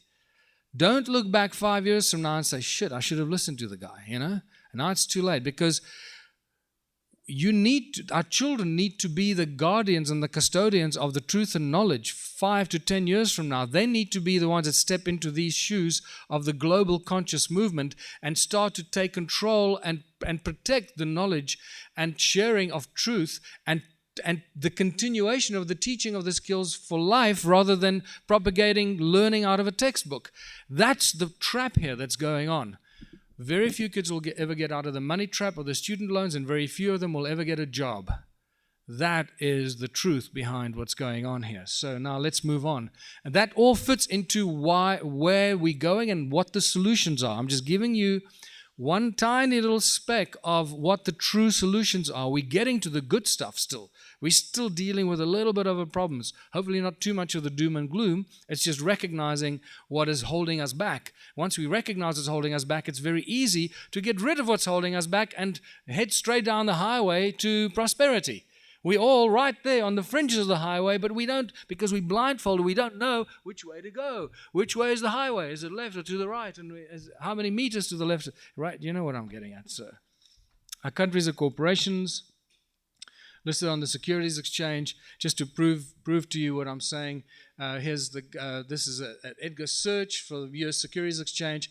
There you got Lehman Brothers. You can't see it from there, but you got Lehman Brothers there, and right above Lehman Brothers and Larsen Newell, South African, whatever, you got the government of the Republic of South Africa. The government is a corporation itself. And you know what? I know this from when we were in the elections in South Africa. At one stage, they called all the political parties together, and they had a spokesperson from the parliament there and saying, right, many of you will be joining parliament. Parliament is a very special company. And it's got very special privileges that you will all be exposed to and you will have benefits from. This is a pep talk that they gave all the presidential and the parliamentary candidates. And it was just horror. And you start to realize how they start to prepare the people that run for government and run for parliament, how to be prepared for this new life of privilege that they're going to be entering. And there you go, further down, Old Mutual, which is the 30th largest company in the world. Old Mutual is a South African insurance company, for God's sake. 30th largest company in the world after Barclays PLC. It's not from selling car hold insurance to South Africans, right? Or home loan insurances. Clearly these guys are doing something we don't have a bloody clue what they're doing. Old bloody Mutual, it's a 100-year-old company. It rose up alongside with Anglo-American and all the De Beers empires from South Africa. And 30th largest company in the world from little South Africa, do me a favor. And right next to it, you got Republic of South Africa. And this is where the lie comes in. I don't know enough about the Constitution of the United States, but all I can tell you, it's a con. It's a lie. Just like the Constitution of South Africa is. Because it's not called the Constitution of South Africa. It's called the Constitution of the Republic of South Africa. And therein lies the subtle twist in words. The Republic of South Africa is a corporation. So the Constitution is the Constitution of what? A corporation, not the land called South Africa. And so they weave in the spell, the magic into the paperwork that they spellbind us with, all of us equally, some more than others, I guess. And they start, the Republic of South Africa. No, they start with the land, the South Africa belongs to all those who live in it. Wow, what a beautiful statement to open a constitution with. And then it goes immediately into the citizens and the Republic and this and that. So they use two sets of realities. They use the land that we all believe, the land called South Africa, that belongs to all the people who live in it. And then they talk about the Republic, which is the holder of the rights to those people that live on the land. And that's how they separate and divide everything. So this is where you start getting to the juristic The legal fiction and the juristic person, the natural person, and also the living, breathing, as opposed to the living, breathing human being of flesh and blood and infinite soul, and the twain shall never meet. So every country in the world is a corporation. Every city, every province, every county, everything is being corporatized, people. Everything. It is unbelievable what's happened out there in the last 50 years. Just an example of some of the incorporated countries in the world. There you go. Sweden, Kingdom of. It's a corporation. Uruguay, Republic of South Africa, Portugal, Korea, Colombia, Chile, Argentina. This is just one page of the printout from that previous website. And it goes on for many, many pages. So let's just sort of try and what's the word I'm looking for? Recenter. What do people need? We need food, water. We need love, friendship. We need homes, tables, chairs, knives, forks. We need gardens. We need clothes. We need technology to do stuff with that aids us. We need arts and culture and all the beautiful things around us. We need everything we can imagine. Anything that your mind can come up with that is beneficial to humanity, we should have. The one thing we don't need in this whole list of things is money, because money does not make the world go round. People do. And this is why I have a big problem with some of the other organizations out there that are putting technology first or putting that first or something. No, no, no. It's people first. It's always people first, because people do everything. Money does nothing.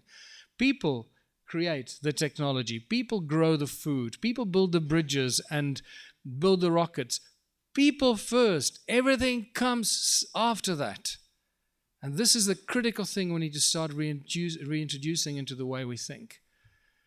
It's a spectacular deception that we keep slipping up on. We think, but maybe if we get that in order, then we can sort ourselves out. No, first let's sort ourselves out. Let's sort out the people, and everything else will fall into place. And this is why, thank you. This is why what we are doing with the Ubuntu movement in South Africa and setting up the first sort of model Ubuntu contributionism community is so critically important to how this will ripple out and infect, as I said yesterday, consume capitalism that cannot stand or exist anywhere within a contributionist philosophy community. Not possible. People create the arts and culture. Only people are capable of infinite love. Money cannot do that. In fact, money does the opposite. Money destroys arts and culture. Money destroys love. Money destroys family. Money destroys businesses. Money just drives people apart. Money is the thing that has infiltrated every crack and crevice of our humanness. It is so spectacular, and yet it is the one thing that when you start attacking, people get all defensive about it. Like Morpheus said, they're prepared to defend it and fight for it. You can attack the Christians. You can attack the Jews and the Muslims and the Hindus. You can attack Catholicism. You can attack everything and anything. And you can get into debates with people about it. The moment you attack money, everyone, virtually like one global choir, stand up and say, "What do you mean we don't need money?" That's how equally poisoned our minds have become.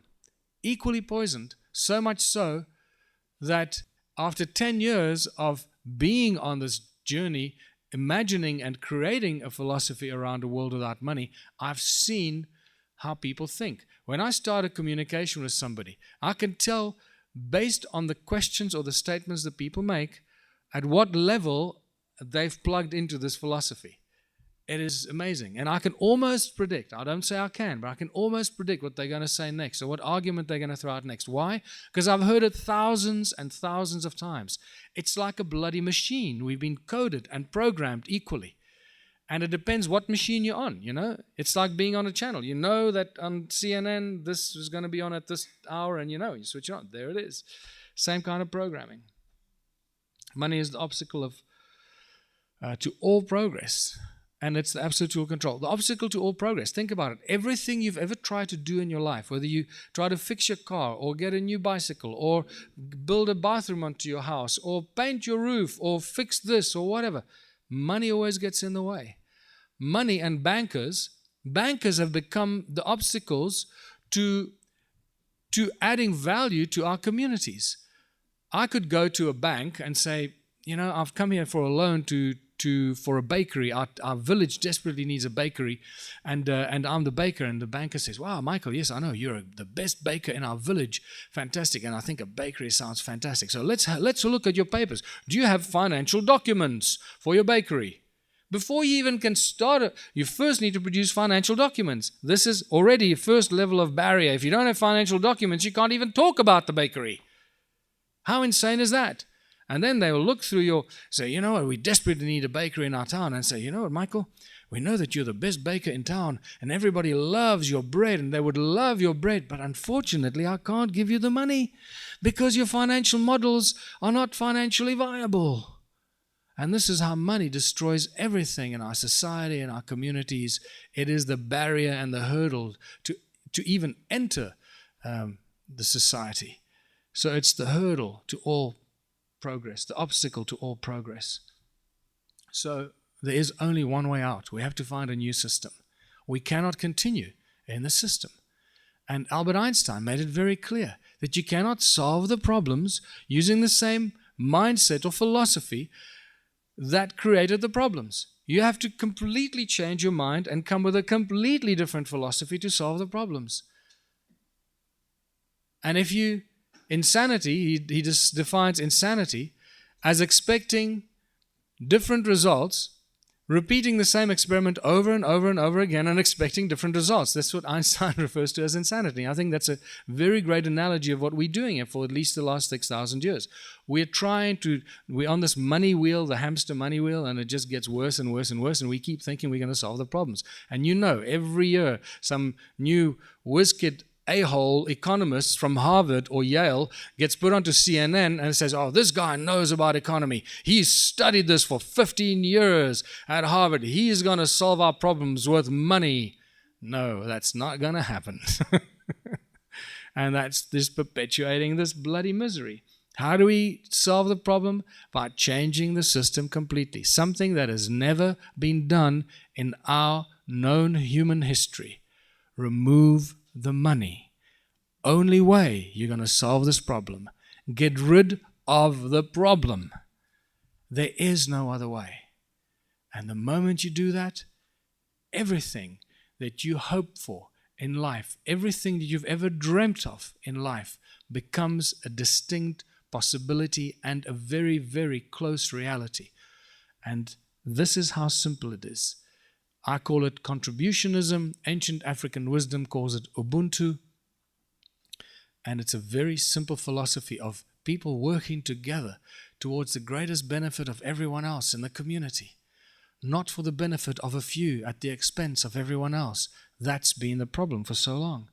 So the moment you say remove money from the system, these are some of the questions that pop up. And you're probably thinking them as you're reading it, right? One of my favorite ones, and the ones that truly disturbs me, I can tell you, first of all, that they are out of probably dozens, if not 100,000 questions I've heard over the last decade thrown at me about, well, how is this going to work? How is that going to work? And everyone thinks they're so clever. Well, I bet you haven't heard this one before. How are we going to build cars in a world without money? Oh, really? I haven't heard that one before. Maybe 20,000 times. It's just insane how, what I can tell you, out of millions of problems that we face in the world today, think about it, there are millions of problems that we face. Everything is broken. Nothing works. Problems everywhere we look. Out of over a 10-year period, we have filtered down those millions of problems to 13 most frequently asked questions. 13 problems we have to solve to live in utopia. That's the best news I can give you, people. So we got to solve 13 problems out of millions of problems we face today. If we remove money from the system, the worst that hundreds of thousands of people around the world have been able to come up with have been filtered down to 13 frequently asked questions. It is spectacular. So it shows us two things. That we've got a few hurdles to cross to live in utopia. All we have got to do is remove the money. And secondly is that we equally equally poisoned. Our minds are equally wired because we come up with the same questions. Every single one of us. We face the same fears inside, and they keep coming up like clockwork. It's spectacular. What mostly disturbs me about the questions, these 13 frequently asked questions, in my book, Ubuntu Contributionism, I actually go to more questions. I sort of expand on it a little bit because some of them get a little bit more diverse and you can play with it, But once you get answers to these questions, it becomes so simple and so easy to just, and we can try this. When we finish here, later after lunch, maybe I'll open the floor and you can throw whatever question you have at me and I'll show you how simple it is to solve these problems. It's just a complete flip of the mind. That's a little, with a bit of a mind flip, right? Human nature is to be lazy. That's the one that really disturbs me. And you know how many people say that? Human nature is to be lazy. No one's ever going to do anything. Everyone's going to sit on their ass and do nothing. I go, oh my God, here we go again. So let's just deal with this, okay? Why are people lazy? Why do we think people are lazy? Because we feel hopeless. We feel that we're not getting anywhere in life, that we have to get up at 5 in the morning to get on a bloody tube or a train or ride a bicycle or sit in the traffic for 2 hours to go to a lousy job that we hate. We hate it passionately. We hate our boss. We hate what the thing is that you do. But you've got to do it because you go earn money to look after yourself and your family and your kids and to pay for electricity and the bread and the milk. If you don't do this, you're going to die. You're going to be on the street. This is why you get lazy.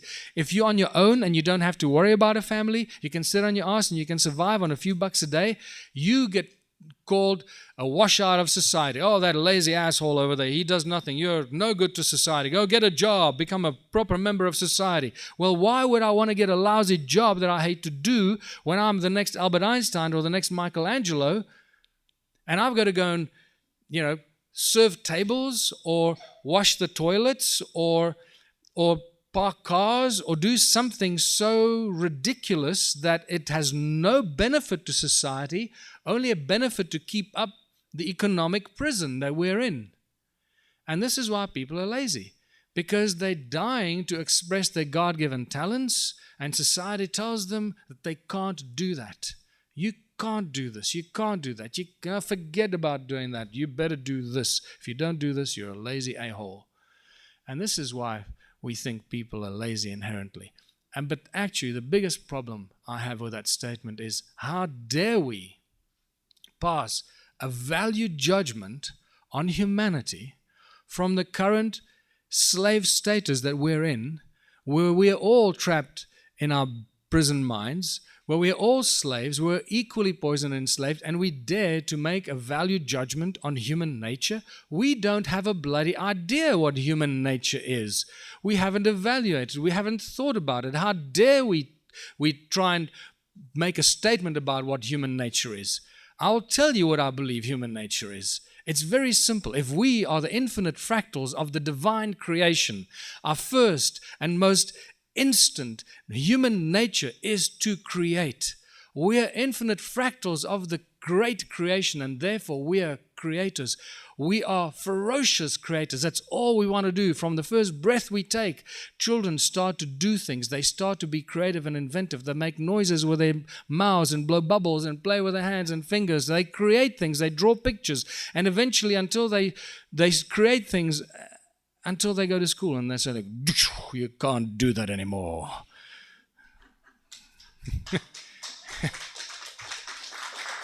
No more creation. You will now follow rules and orders. Human nature is not to be lazy. A world without money, all the ugly things in our reality disappear in a flash. No crime, no envy, no gluttony, no greed, no hoarding, no hierarchy, and especially no hunger. Because we do not live on a planet of scarcity, we live on a planet of infinite abundance, where we should be part of the natural cycle, where we imitate through our lives the nature. One apple tree does not create one apple. One apple tree creates thousands of apples. And this is what is out there. This is right around us. But we are not part of that natural system. We go against everything that flows with nature. Why? Because it's controlled through money. The whole world of scarcity they're telling us that this water is scarce. Oh, water is such a scarce. Are you insane? We live on a frickin' watery planet. 2/3 of the planet is filled with water.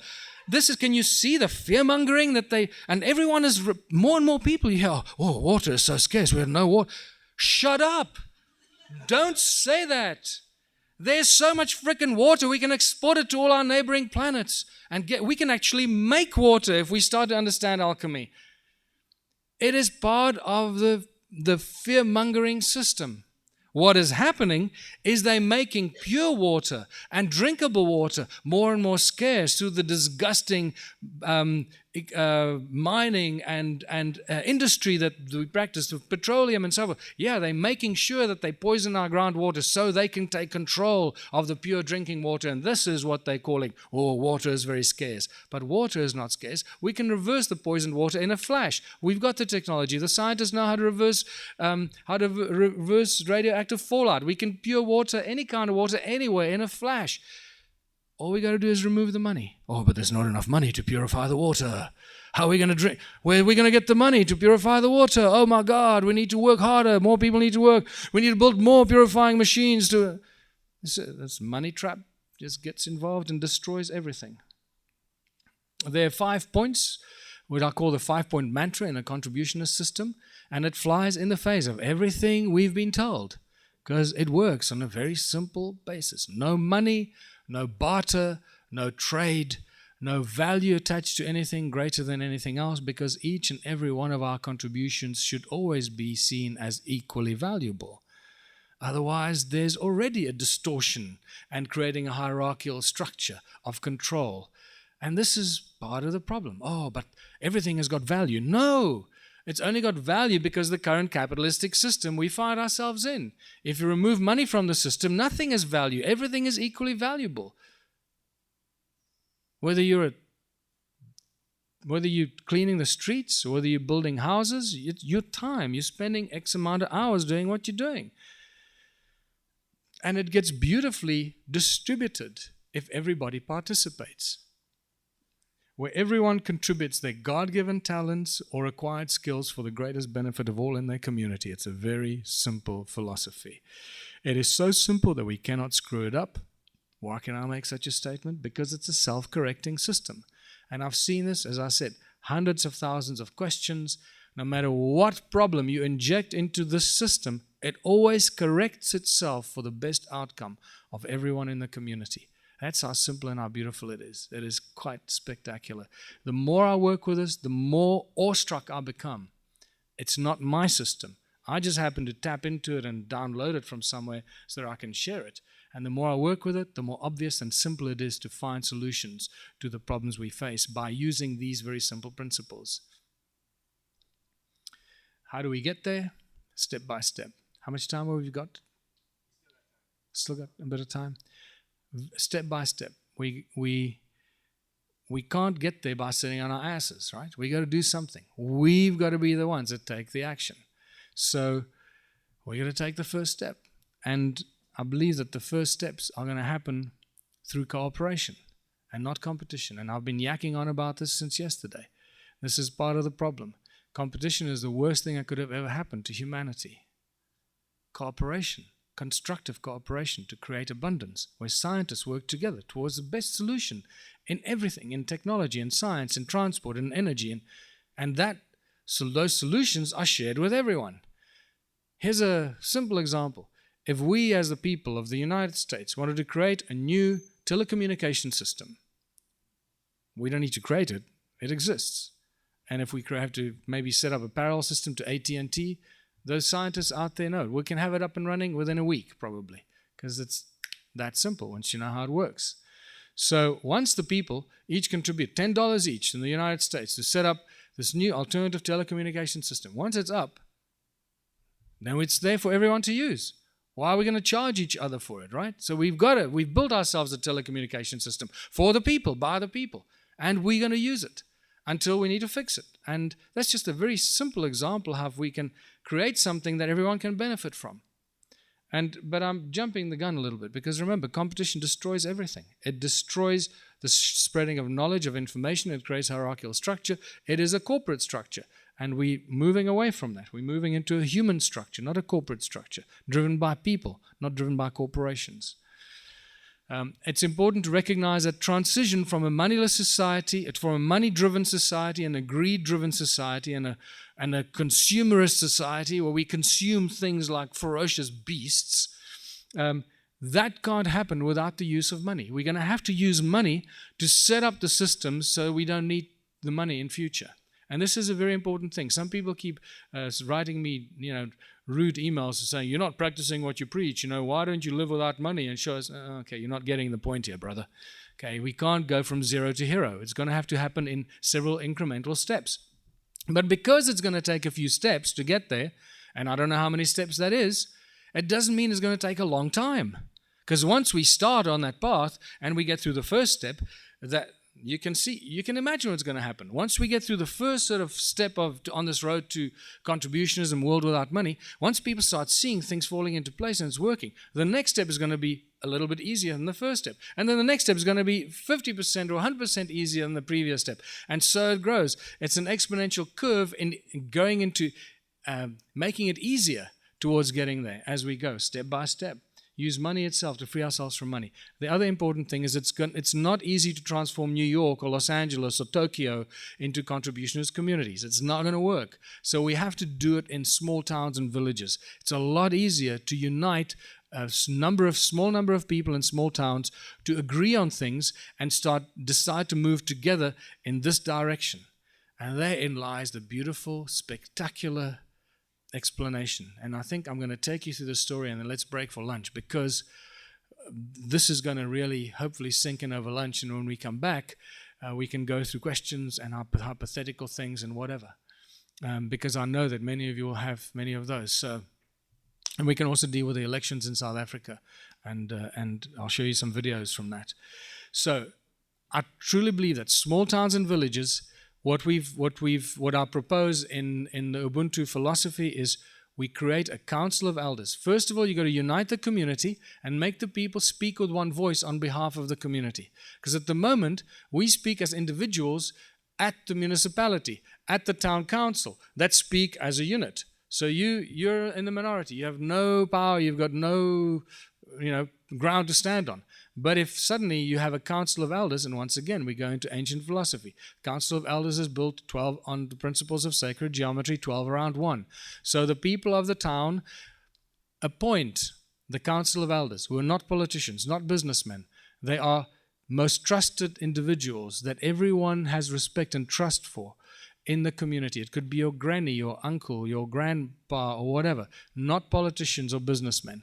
And this council of elders is then held as the most trustworthy group of people that look after the interests of the community and guide the community as to what is most critically needed by the community as it grows into abundance.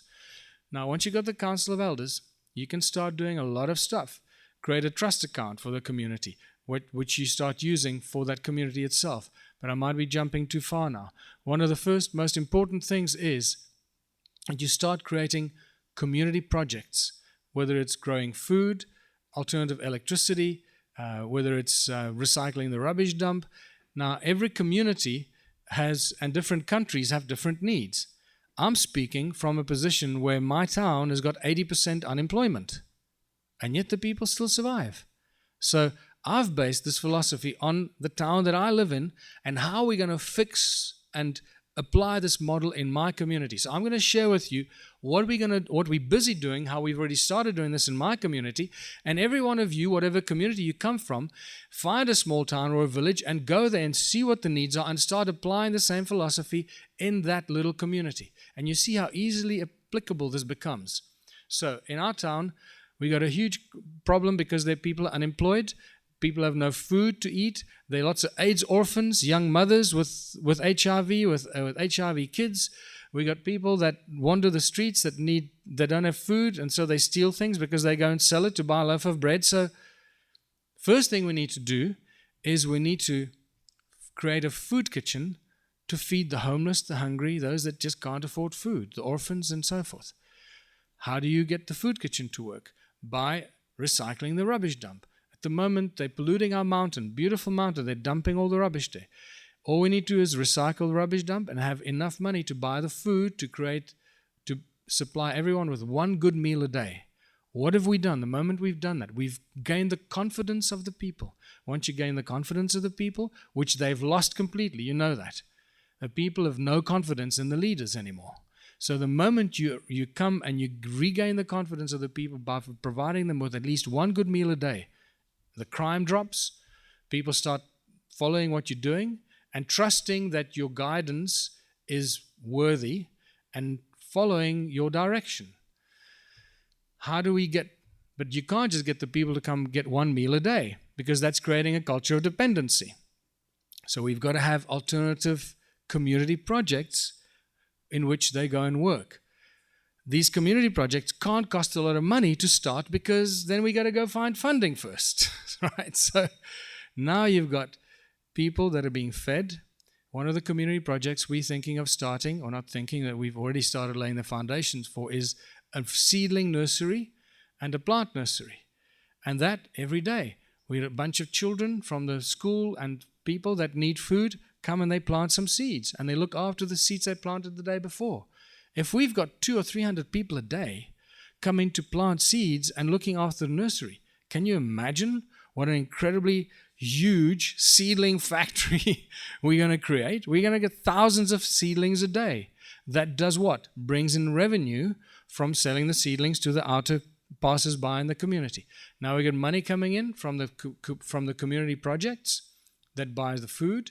It allows the people to do something, to go and get their meal for the day. Very soon, these community projects will expand to the dairy, to the bakery, to woodworking, to metalworking, to building materials, to everything and anything you can imagine. And this is where it starts to kick in.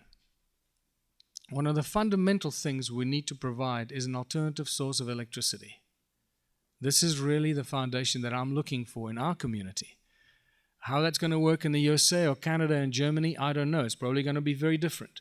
But I can tell you that in our community, once the people know that they have access, that it's possible to supply electricity for free or virtually for free, no government, no municipality is going to stop that. That's the beauty about living in Africa. So we need to bring this alternative source of electricity, which we now have.